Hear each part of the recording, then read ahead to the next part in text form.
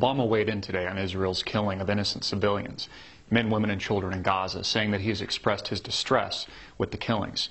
Strangely, this is actually one thing I agree with the president on, although I have a sneaking suspicion the president is using this as some kind of smokescreen for a much wider propaganda push to God knows what else agenda.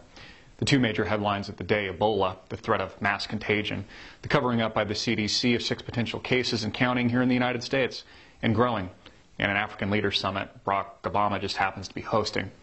Obama praised the current ceasefire in Gaza as if that makes up for the genocide just perpetrated by Israel on innocent civilians, men, women, and children. Cut! Let's hold off the needless killing for a few more hours before the inevitable bloodshed continues, people.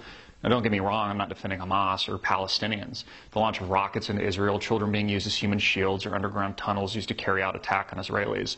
I'm just pointing out that murder is murder. And what was that old commandment? Thou shalt not kill? Turns out religion is more oftentimes than not explained as the reason for the killing and grave atrocities committed against our fellow man, rather than the opposite. So as we wait for the mass graves to be dug for the millions inevitably slaughtered by the deadly disease Ebola, a mutated and airborne super strain engineered underground, of course, for use in biological warfare against Americans, we soon come to realize that once again the latest Ebola scare is just another example of the gross ineptitude of our own federal government, having transported numerous infected patients back to America willingly, as well as the evident psychological mind control campaign against the American people.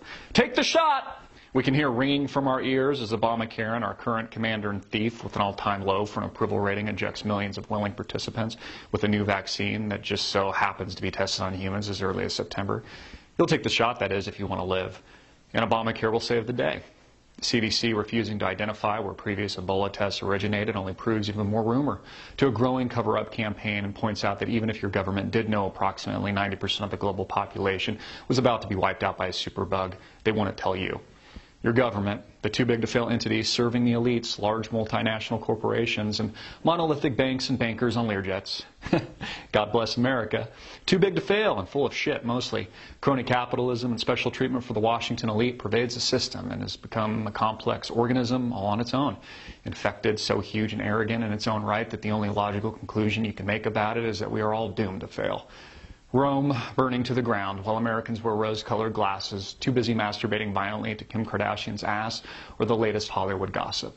America, F yeah, kill the terrorists, and F Osama bin Laden.